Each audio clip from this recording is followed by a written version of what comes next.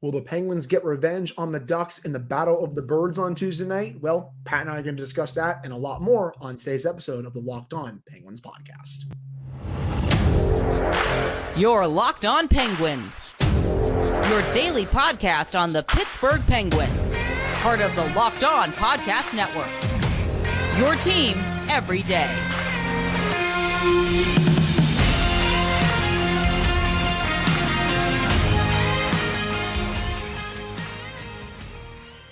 Hello and welcome back to another episode of the Locked On Penguins podcast. I'm one of your hosts, Hunter Hodes. You can follow me on Twitter at Hunter Hodes, joined by my co-host Patrick Gamp. You can follow him on Twitter at @SendHimForWet, and you can follow the show's Twitter at @LO_Penguins. Of course, thank you all so much for making this your first listen / watch of the day.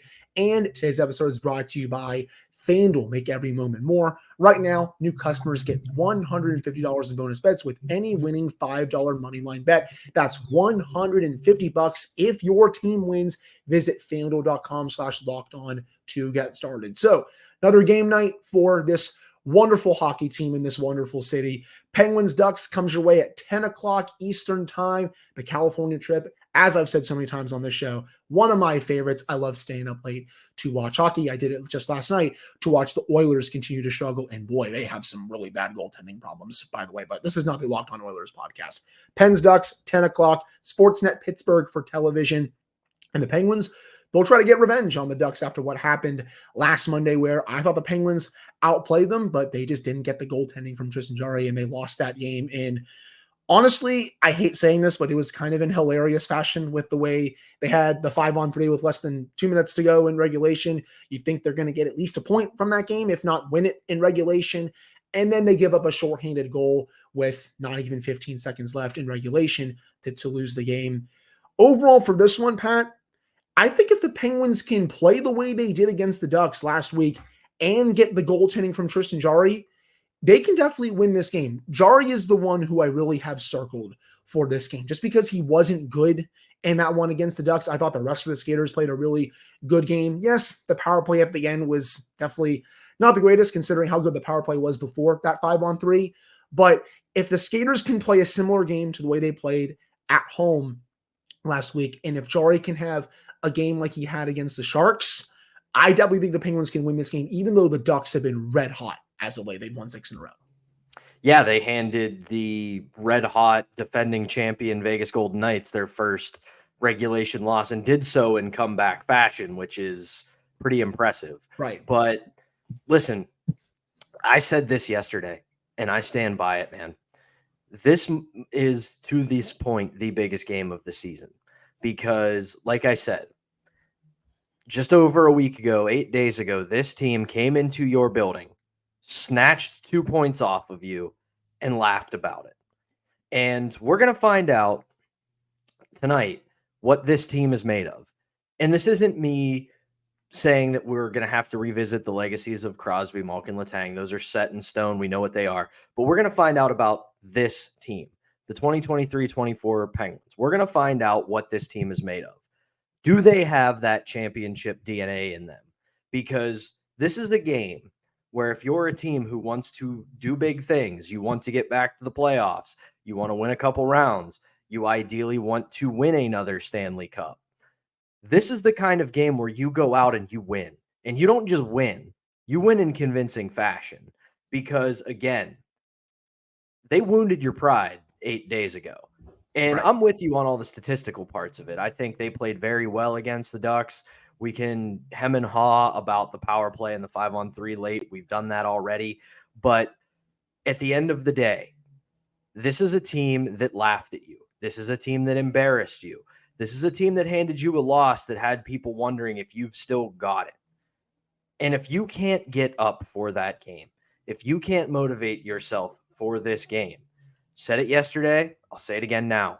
Do not leave the locker room. This feels like the true get-back game for the Penguins. It's great. You beat the Sharks 10-2. Newsflash, everyone's beating the Sharks this year. They are really bad, though it would be kind of funny if they did beat the Edmonton Oilers on Thursday night, a team that's also struggling really bad this year. But, you beat the Sharks. You played fine, but you still have a few levels that you could reach above. I want to see if the Penguins can get to those levels in this game. You said it. The Ducks walked in that building after a very long road trip on the East Coast. They were gassed. The Penguins were taking it to them all game, I thought, and they didn't get rewarded, even though I thought they should have. Well, now you're also on a long road trip. I know it's the second game of the California trip, but you're still far away from Pittsburgh, to say the least. Can the Penguins kind of return the favor in that regard and steal 2 points from the Honda Center against a red-hot Ducks team? And I actually like that the Ducks are playing well right now. I think this bodes well for the Penguins heading into this game, just because I think they'll be up for this one for sure. With the Ducks beating the Golden Knights, and they beat the Bruins earlier this year too, they're showing that they're making progress in this rebuild. You know, you look at the numbers on their team.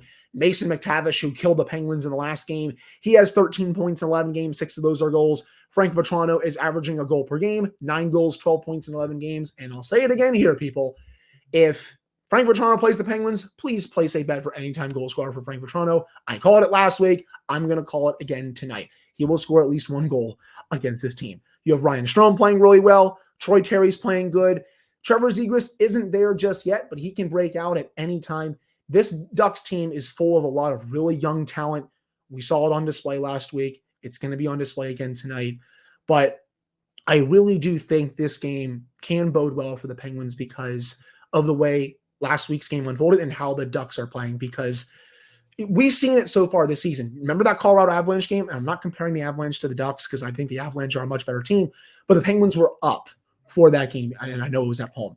I think in the same situation here, I think they'll be up for this one, even though the Ducks aren't as good. They're just playing really good hockey right now, though. Yeah, I also don't want to, from everything I'm saying about this team came in, snatched 2 points and laughed at you. This isn't me saying the Ducks are bad. I think they're better than we all expected. Yes, for sure. But early returns show this is a pretty solid hockey club. And I don't want to discount that at all. I also want to say that at the same time, man, I have to show some penance here for what I said after this game last time. And man, the whole who is Lucas Dostal, like I'm probably still getting the name wrong, but at the same time, the kid can play. The kid's NHL's Rookie of the Month, Pat. And listen, like you said, this is a game that you're going to have to bring your best. This is a chance for you to show a young team how difficult the NHL season can be, because right now they're flying high, no pun intended. They're on a big win streak. They beat the NHL's hottest team in their home, and it's something that when you're a young team, you get into this moment, you feel unbeatable, and then a team that you beat 8 days ago comes around, you're like, oh, we got this. We know how this is done. You can hand them a loss and teach them a pretty big lesson. I agree. And I'll also say on Lucas Dostal as well, I'll take the L on that because I had no idea who he was. And then he goes out and he's the NHL's Rookie of the Month for October. So he may get the start in this one. It may be John Gibson. Either way, though, the Ducks have 2 pretty good goalies that they could go to tonight. And I thought Dostal played really well. And I hope I'm not mispronouncing his name either. I apologize if I am. I thought he played really well when he came in for Gibson last week. So again, they could go to either one of these guys tonight. But I think that will do it for this first segment. Coming up in the second segment, Pat and I are going to go back in time to last week's game. I think we're going to discuss really honestly what the Penguins need to do to win this game, especially when it comes to special teams and how the Penguins can really get the power play going like it was against the Ducks in that previous game. But before we get to that, we got to tell you all about FanDuel. Score early this NFL season with FanDuel, America's #1 sportsbook. Right now, new customers get $150 in bonus bets with any winning $5 moneyline bet. That's $150 if your team wins. If you've been thinking about joining FanDuel, there's no better time to get in on the action than right now. The app is so easy to use, and there's a wide range of betting options, including spreads, player props, over-unders, and so much more. So visit FanDuel.com/lockedon and kick off the NFL season. That's FanDuel, the official betting partner of the NFL and Locked On. All right, we're back here on this episode of the Locked On Penguins podcast. I'm Hunter Hodes, joined by my co-host, Patrick Damp, of course. Thank you all so much for making this your first listen/watch of the day. So let's go back in time a little bit. And I know we don't want to relive that game too much because of how it ended, heartbreaking fashion for the Penguins. But let's discuss some of the things that they did do well, Pat, and how they can bring that into tonight's game. The power play specifically. I thought before that last 5-on-3, they were moving the puck really well, getting some really strong grade A looks. Erik Karlsson had an absolute blast to open the game. You had that beautiful blast from Evgeny Malkin to tie the game a bit later on. I think for this one, it's really simple. Just keep feeding Karlsson and Gino those bombs, whether it's from the point, whether it's from the right half wall, and then crash the net, whether it's Dostal in net or whether it's Gibson, because I don't think the Penguins had enough net front traffic in that game, especially late in that game against the Ducks. I thought on that 5-on-3 with a little less than 2 minutes to go, they were just clean, easy looks for the Ducks goalie, and he didn't really have to move to see the puck. And I want to see more net front traffic when the Penguins get power plays in this one. I do think special teams as a whole will play a big role, because the Penguins, they gave up a goal on the penalty kill in that last one, Frank Petrano with an absolute snipe. I still wish Tristan Jarry had that one, in my opinion. But if the Penguins want to win this game, special teams are going to have to be even better than what they were in that Monday game. And I thought the power play was mostly good until the end. Penalty kill, though, definitely could be a bit better. You beat me to it. That was what I was going to go with. Is going to be a big difference is special teams, because right now, as we sit here today, Tuesday morning around 11 a.m., recording this episode, this is a mid-off when it comes to special teams, quite literally, because both the Penguins and Ducks, both their power play and penalty kills sit right smack in the middle of the league. They're both somewhere between 15 and 17th. So if you're the Penguins tonight, your power play has to, again, make a difference, because you look at Anaheim's PK, it's only operating at 78.6%, which is 17th in the league, so right smack in the middle. If that's the case, then like you said, do what they did with feeding Erik Karlsson and Evgeny Malkin. The other thing, and I think this is going to be a big difference tonight, is you have that reworked fourth line. By all accounts, it looks like the same lineup that played in San Jose is going to play tonight. When you played them 8 days ago, the top three lines, the top 9 forwards, all had an expected goals percentage of over 60%. And then it falls off a cliff to the fourth line at 19%. So you have that reworked fourth line that can actually go out there and make a little bit more of a difference. If you get that same effort from the top 9 and a little bit more from your fourth line, this is a game that is extremely winnable for the Penguins. And finally, Penguins fans, pick up your tomatoes. Feel free to throw them at me if you want. But this is another game where you could very well get goalied, because as we have seen, Dostal is off to a very hot start. If he's the starter, the kid is playing extremely well. He's in a groove. But all I want to see tonight, aside from an obvious get the win and play well because of what happened 8 days ago, do the same things you did 8 days ago, with the exception of the 5-on-3 at the end. They had over 40 shots on net. They had 2 power play goals.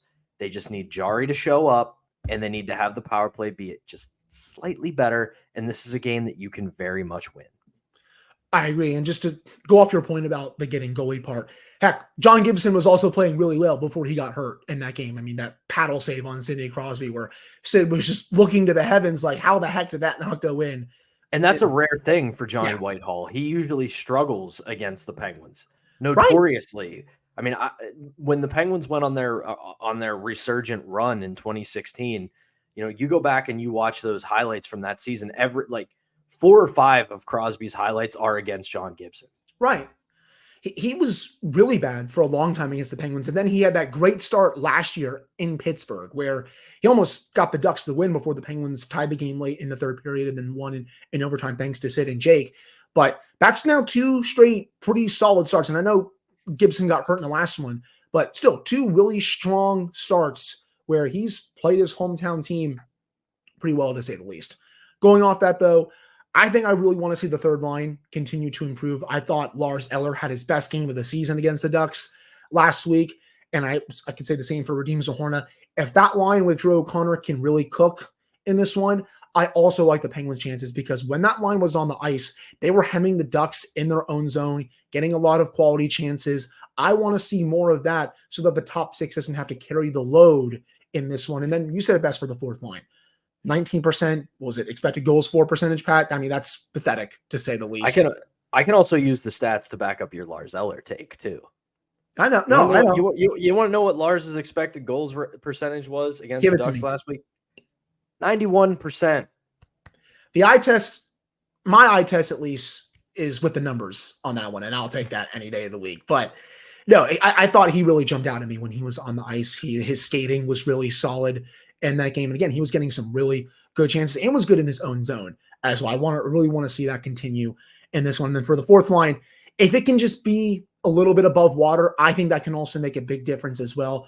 But I'll say this outside of that. I think Sidney Crosby could have a big game in this one. He had double-digit shots, in that game against the Ducks. He somehow did not score, even though he had so many quality chances.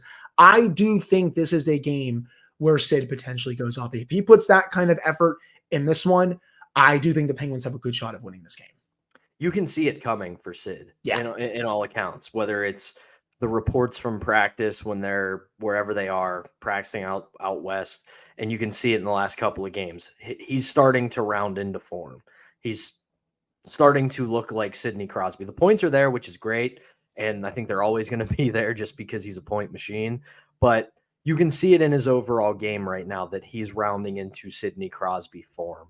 He's starting to make passes that nobody else can make. He's starting to, again, be very strong on the puck. He's affecting possession in the offensive zone.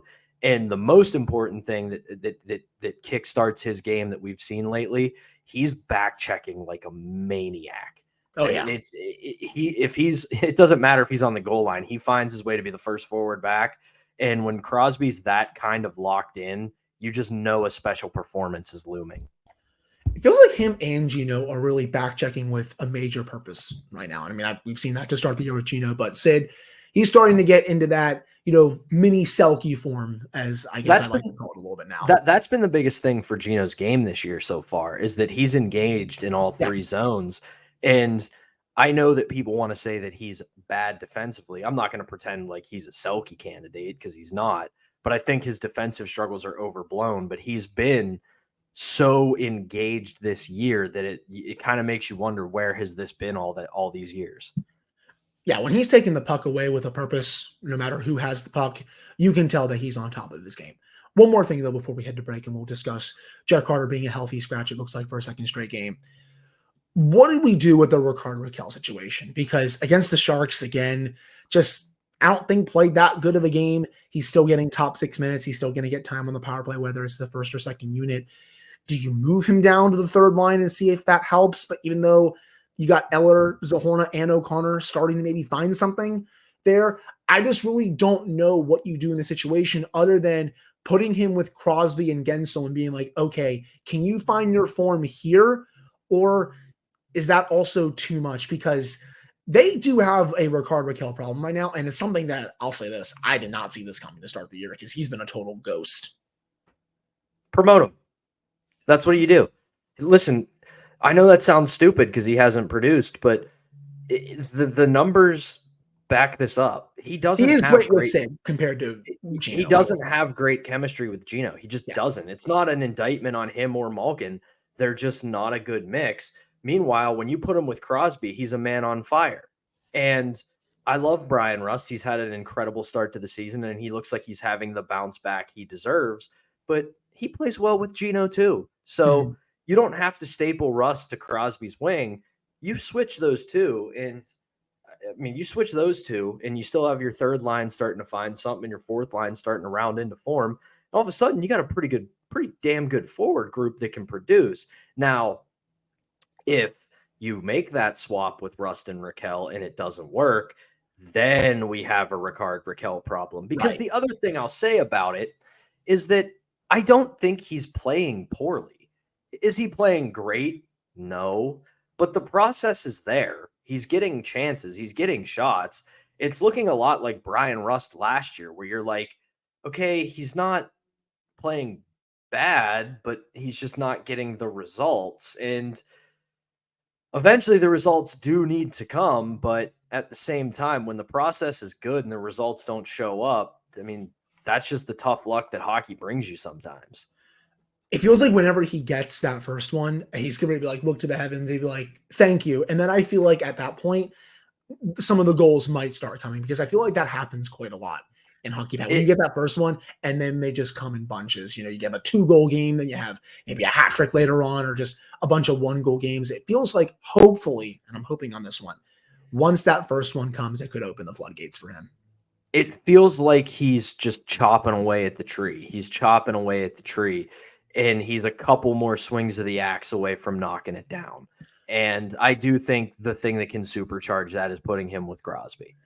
It would make sense. I mean, we've seen it yield really good results over the years since he's been a Penguin. So I'll be curious to see if Mike Sullivan does that at some point, but it doesn't look like it's going to be tonight. I will say, keep him in the top 6 for right now. I wouldn't give him power play 1 minutes because I don't think he's deserved that at this point. I would keep him off that and put him on power play 2 for right now. But if he starts to produce a bit more, I could see him go up to power play 1 at some point. But that will do it for this second segment. Coming up to end the show, Pat and I are going to have a discussion on Jeff Carter and why. Seems like he's being a really strong leader at this point, even though he's going to be a healthy scratch for a second straight game. But before we get to that, we got to tell you all about Sleeper, which is the official daily fantasy app of the Locked On NHL Network. Sleeper is our number one choice for daily fantasy sports, and especially daily fantasy hockey. Because with Sleeper, you can win 100 times your cash in daily fantasy hockey contests. You can do this by yourself. You can do this with your friends. Heck, you can even do this with your family, and you can also do this with other sports like the NFL, NBA, MLB, at least when that starts up next year, and college football, especially with the college football playoff coming up in a little less than 2 months.